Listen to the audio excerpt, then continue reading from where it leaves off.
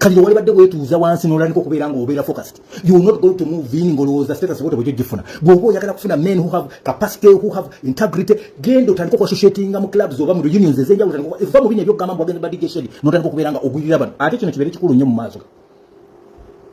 Abanaakuwaana bakuwaana ebyabo.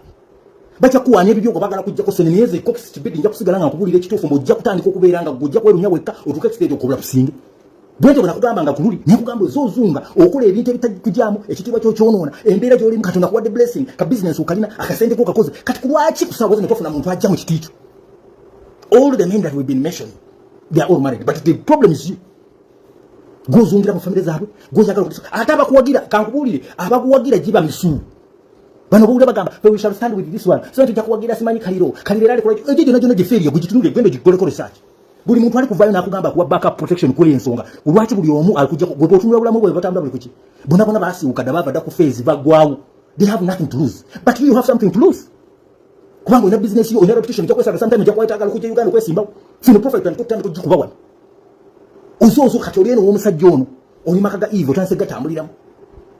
Ozungire ebyo tanse kuzungera yagala sita simanya funyo omusajja muwandizi w'obutabo simanya jakwa kwandika obutabo simanya tweetinga nya yogera nyo luzungu simanya muwanvu bichi all that nonsense you go through it but at the end of the day people are looking at you as somebody who is a homebreaker.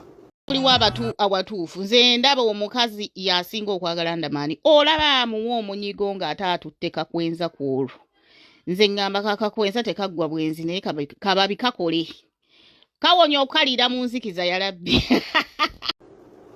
Iraze ngamba Kaliro mu bintu byonna wali badde okola singa obadde okyalina opportunity ne chance wali badde weetu abakuba kati n'okuddayo eri butaata w'abaana takyasobola kukkiriza. Age competition is tight, no?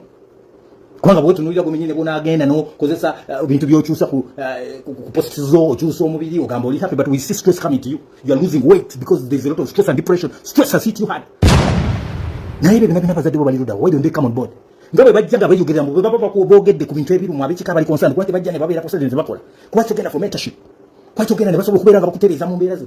Dano okujja okukola amawulire kubanga kibedi ali mu mbeera zo mwajja ne mweyogeza. Mbweke nange ali wano yatwogerako simanyi ko atwogerako butambu wafu engineering njogera ku bintu ebimu ebisinga okubeera very cold and these are some of the things that I have to mention man. Tetujja kubeera ku social media ku mutandika tuserwalirako.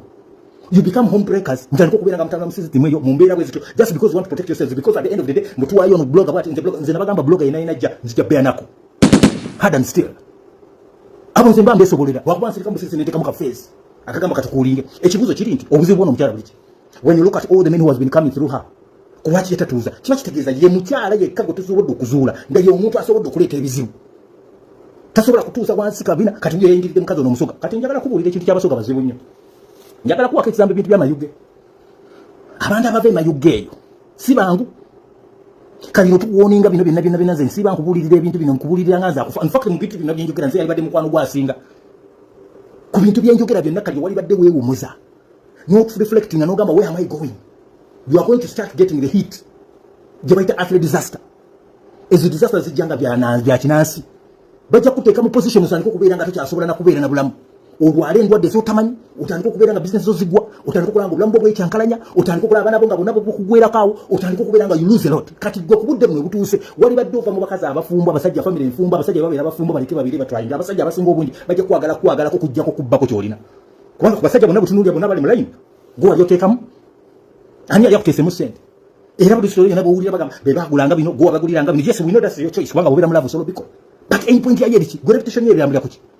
But don't you think there's a very big reason why even the leader of the opposition NUP Bobi Wine yagana okwogera ku bintu bino bwatandika okuteekawo embeera n'ogamba navudde Saudi Arabia nendeeta abaana bangi nnyo navudde Saudi Arabia nalese ne bagana okunrecommendinga ne bagana okunjogerako mu press conference. This is because at times the way you present yourself kati olowooza maami Kawulanyinga president wa mulunzi asobola okuba nayogera ebintu bwe biti ng'atunuulira engeri gy'olwaningamu obulamu buno.